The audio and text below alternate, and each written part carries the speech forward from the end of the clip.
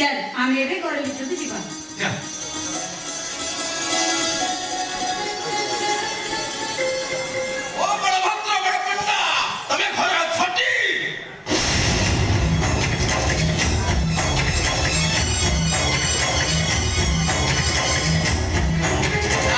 ମୋ ନେତ୍ର ପବିତ୍ର ହେଇଗଲା ବଳଭଦ୍ର ଜଗନ୍ନାଥ ସୁଦର୍ଶନ ଏକାଠି ତିନି ଭାଇ ଦଣ୍ଡାୟମାନ ଓ ବଳଭଦ୍ର ବଡ଼ପଣ୍ଡା ତମେ ମଣିଷ ନା ମାଙ୍କଡ଼ ଗୋଟାଏ ବାପର ପୁଅ ନା ବାରଟା ବାପର ପୁଅ ତମେ ଚୁପ୍ କର ଏମିତି କଣ କଥାବାର୍ତ୍ତା କରୁଛୁ ଆଉ କେମିତି କଥାବାର୍ତ୍ତା କଲେ ତ ମନଟା ଖୁସି ହବ ମୁଁ ସେଇ କଥା ଭାବୁଛି ତୋର ଯଦି ଆଉ କୋଉ ସୁନ୍ଦରୀ ସହିତ ଲଭ ଫବ ଥିଲା ତାହେଲେ ତ ବଡ଼ ଭାଇ ମୋ ସାନ ଭଉଣୀ ସହିତ ତୋ ନିର୍ବନ୍ଧ କରିଥିଲା ତୁ ମନା କରୁନଥିଲୁ କାହିଁକି ଦେଖନ୍ତୁ ଭାଇ ମଣିଷର ବେଳେ ବେଳେ ଭୁଲ ହେଇଯାଏ ସେ ଭୁଲ ଭାଲ କଥା ମତେ କିଛି ଶୁଣା ନେବେ ମତେ ଏବେ କହ ମୋ ଭଉଣୀ ବର୍ତ୍ତମାନ କଣ କରିବ ବଞ୍ଚିବ ନା ମରିବ ମୋ ସାଧୁବାର ସ୍ୱାର୍ଥ ପାଇଁ ତ ମୋ ଭଉଣୀକୁ ଏତେ ବଡ଼ ସର୍ବନାଶ କରିପାରିବିନି ତ ମୋ ଭଉଣୀର ବି ବାହାଘର ହବ ଆରେ କାହାକୁ ବାହା ହବ ମୋ ସାନ ଭଉଣୀ କଣ ତମ ସାନ ଭାଇର ଦ୍ୱିତୀୟ ସ୍ତ୍ରୀ ହେଇକି ରହିବ ଆରେ ଦ୍ୱିତୀୟ ସ୍ତ୍ରୀ କାହିଁକି ହବ ଗୋଟେ ଭଲ ଘର ବୁଝିବ ତ ଭଉଣୀ ଗାଳାଘର କରିଦବ କାମ ଶେଷ ବଢିଆ କଥା ବଢିଆ ଚିନ୍ତାଧାରା ଇଏ ନିର୍ବନ୍ଧ ମାନେ ହାପେ ବାହାଘର ମୋ ସାନ ଭଉଣୀ ତମ ସାନ ଭାଇକି ହାପେ ବାହାଇ ସାରିଲା ପରେ ମୁଁ କଣ ତାକୁ ଆଉ କୋଉଠି ଭୁଲ ବାହାଘର କରିବି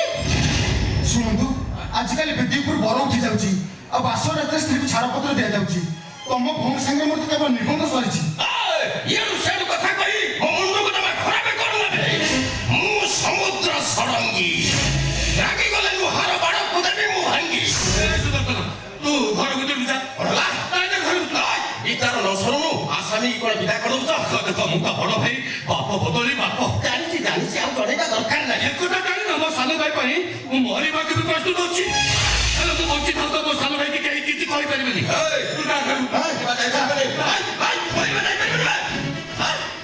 ତମେ ଚୁପ୍ କର ତମେ କହିବାକୁ କିଏ ହୋ ମୋ ନନା କହିଲେଣି ମାନେ ତମେ ତ ଗୋଟେ ଛାର ମଣିଷ ଯଦି ଭଗବାନ ବି କହିବେ ମୁଁ ତମ କଥା ଶୁଣିବି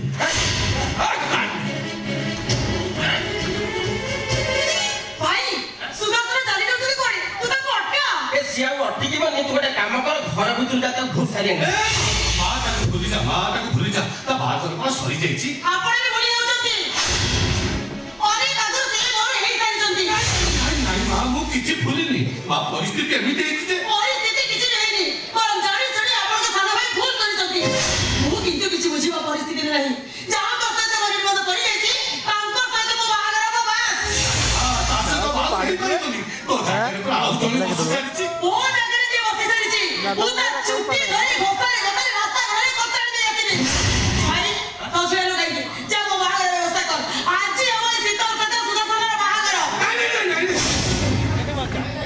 ଶୀତଳ ସହିତ ଆଉ ମୁଁ ସୁଦର୍ଶନର ବାହାଘର ହେଇପାରିବନି ବରଂ ଶୀତଳ ସହିତ ମୁଁ ମୋ ଜଗନ୍ନାଥ ବାହାଘରଟା କରିଦେବି ମୋ ଜଗନ୍ନାଥ ହବ ତମ ସ୍ୱାମୀ ई की न्याय ई की विचार आपण करो जहा को मु बाबा देखा ता सहित मो बाहागर एई बली बली गाई ଶୁଣ आपण को कथा कहि गले मो सेत कथा सुनी रखंतु ई जन्मरे सुदर्शन व्यक्ति मो कहानी को बाहाई परिबिनी कहानी करो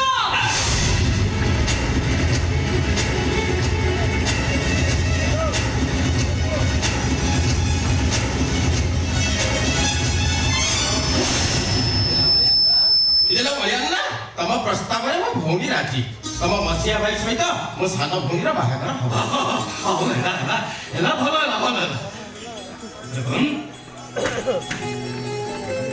କଣ କହୁଛୁ ଆରେ କଣ ଭାବୁଛୁ ତୁ ଏ ପ୍ରସ୍ତାବରେ ତୁ ରାଜି ନା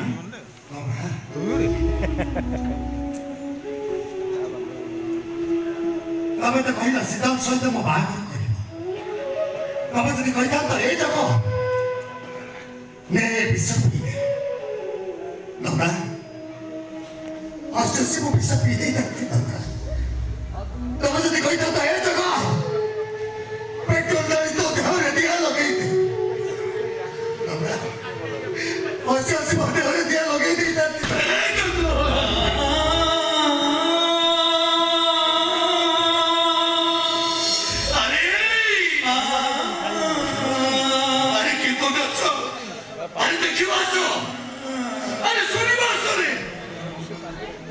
ମୋ ଜଗନ୍ ପରି ଭଲ ଭାଇ ଏ ଦୁନିଆରେ ଆଉ କାହାର ଅଛି ରାମାୟଣର ଲକ୍ଷ୍ମଣଠାରୁ ତୁ ଆହୁରି ବଡ଼ରେ ବଡ଼ ଦେଉଳର ଜଗନ୍ନାଥଠୁ ଆହୁରି ମହାନ।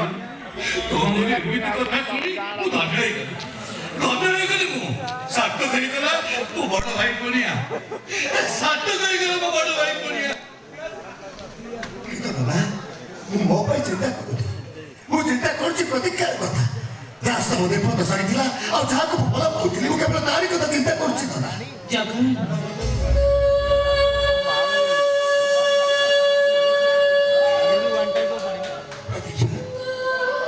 ସବୁକିଛି ଭୁଲଭାଲ ହେଇଗଲା ପ୍ରତୀକ୍ଷା। ସବୁକିଛି ଭୁଲଭାଲ ହେଇଗଲା। ତମେ ଶୁଣିଛ? ମୁଁ ଶୁଣିସାରିଛି ଜଗନ୍, ମୁଁ ସବୁ କଥା ଶୁଣିସାରିଛି। ତମ ସହିତ ମୋ ନିର୍ବନ୍ଧକୁ ଭାଙ୍ଗି ଦିଆଗଲା। ତମ ସହିତ ଶୀତଲ ମ୍ୟାଡମଙ୍କର ଅପବାଦ ମା ଏଥିରେ କାହାର କିଛି ଭୁଲ ନାହିଁ, ମା କାହାର କିଛି ଭୁଲ ନାହିଁ। ସବୁ ଭୁଲ ମୋର। ମୋ ଜଗନ ସହିତ ତମ ଭଲ ପାଇବାକୁ ଗ୍ରହଣ କରି ମୁଁ ତମ ଦି ଜଣଙ୍କ ନିର୍ବନ୍ଧ ସାରି ଦେଇଥିଲି। ସେ ନିର୍ବନ୍ଧକୁ ମୁଁ ଆଜି ଭାଙ୍ଗି ଦେଇଛି। ମା ମୋତେ ଗାଳି ଦିଅ, ମୋତେ ଅଭିଶାପ ଦିଅ। ଯଦି ପାରୁଛ ହାତରୁ ଚପଲ ଖୋଲି ମୋତେ ମାର। ଚପଲରେ ମାରିଲେ ତମ ମନ କାଳେ ବୁଝିବନି। ମୁଁ ଯାଉଛି ଆମ ଘର ଭିତରୁ ଗୋଟେ ଛୁରୀ ନେଇ ଆସିବି। ସେ ଛୁରୀରେ ତମେ ମୋତେ ନାଇଁ ନା, ମୁଁ ଜଣକୁ ଭଲ ପାଇ ବାହା ହେବାକୁ ଯାଉଥିଲି। ତାଙ୍କ ସହିତ ମୋ ବାହାଘର ହେଇପାରିବନି। ନ ହଉ ମୋ ବାହାଘର, ମୁଁ ମୋ ମନକୁ ବୁଝେଇଦେବି। ଜଗନ ଏ ଜନ୍ମରେ ମୋ ଭାଗ୍ୟରେ ନଥିଲି। ମୋ କପାଳରେ ଯଦି ସ୍ୱାମୀ ସିନ୍ଦୁର ଓ ସଂସାର କିଛି ବି ନାହିଁ, ମୁଁ ଯେତେ ଚେଷ୍ଟା କଲେ କଣ ସେସବୁ ପାଇପାରିବି?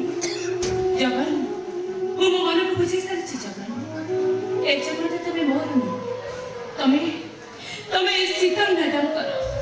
ଶୁଣ ସୀତା, ପ୍ରତୀକ୍ଷା କଣ କହିଲା ଶୁଣ। ଆମେ ଦୁନିଆ ବି ଶୁଣୁ। ଆଉ ଦୁନିଆରେ ତମ ଭଳି ଅବୁଝା ନାରୀମାନେ ବି ବୁଝନ୍ତୁ।